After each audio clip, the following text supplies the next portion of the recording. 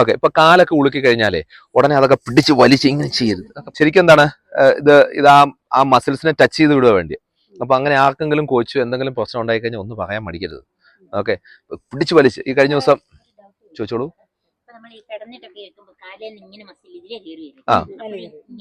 അത് അമർത്തി തിരുമരുത് ആക്ച്വലി. തിരുമരുത്. തിരുമി കഴിഞ്ഞാലത്തെ പ്രശ്നം എന്ന് പറയുന്ന മസില് അതിൻ്റെ അകത്തെ നമ്മുടെ ഈ എന്താണ് നാഡികള്, നമ്മുടെ പേശികള് അതിങ്ങനെ എന്താണ് ചുരുങ്ങുകയും വികസിക്കുകയും ചെയ്യുന്നതാണല്ലോ. അപ്പൊ ഇങ്ങനെ ചുരുങ്ങിയിരിക്കുന്നത് എന്താണ് വികസിച്ചില്ല. അതിന്റെ പേരിലാണ് കോച്ചിപ്പിടുത്തം എന്ന് പറയുന്ന സംഭവം ഉണ്ടാകുന്നത്. ക്ലിയർ? അപ്പൊ അങ്ങനെ വരുമ്പോ നമ്മൾ എന്ത് ചെയ്യുക, ഇങ്ങനെ ടച്ച് ചെയ്ത് അതിനെ ഒന്ന് എന്ത് ചെയ്താൽ മതി, പൂർവ്വസ്ഥിതിയിലേക്ക് കൊണ്ടുപോയിട്ടാൽ മതി. ഏതാ?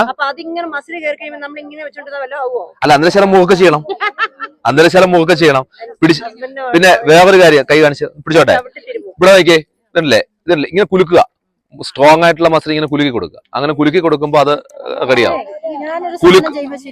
എന്താ?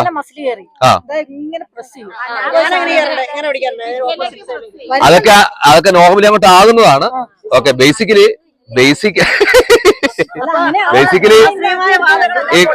ഈ കഴിഞ്ഞ ദിവസം ഒരു ഉദാഹരണം കൂടി. ഹലോ. ഈ കഴിഞ്ഞ ദിവസം ഒരു പാർട്ടി വടം വലിച്ചു. ഓക്കെ. വടം വലിച്ചു കഴിഞ്ഞപ്പോ അവന്റെ മുട്ടിങ്ങനെ ടക്കേന്ന് ഉറച്ചു കേട്ടു. ഓക്കെ. അവിടെ കൂടിയിരുന്ന കുറച്ച് പേര് എന്ത് ചെയ്തു, കാലങ്ങോട്ട് പിടിച്ച് റെഡിയാക്കി. നടക്കത്തില്ല, ഇങ്ങനെ പോകും. ഓക്കെ. 3-ാമത്തെ ദിവസം സർജറി നടത്തി. 41 ദിവസം കിടക്കണമല്ലോ സർജറി നടത്തി കഴിഞ്ഞാൽ. എന്ന് പറഞ്ഞു കഴിഞ്ഞാല് ആ പിടുത്തം പിടിച്ചില്ലായിരുന്നെങ്കിൽ ഒരു പരിധി വരെ ആ പ്രശ്നം ഉണ്ടാവില്ലായിരുന്നു. നമ്മൾ ശരിക്കും എന്തെങ്കിലും അപകടം പറ്റിക്കഴിഞ്ഞാൽ ഉടനെ കയറി പിടിക്കുക, വലിക്കുക. നമ്മൾ നോക്കണം ഇതെന്താ സംഭവം. ചിലപ്പോൾ വലിച്ചു കഴിഞ്ഞാൽ സാധനം വിട്ടുപോകും. അതുവരെ വിട്ടിട്ടുണ്ടാവില്ല.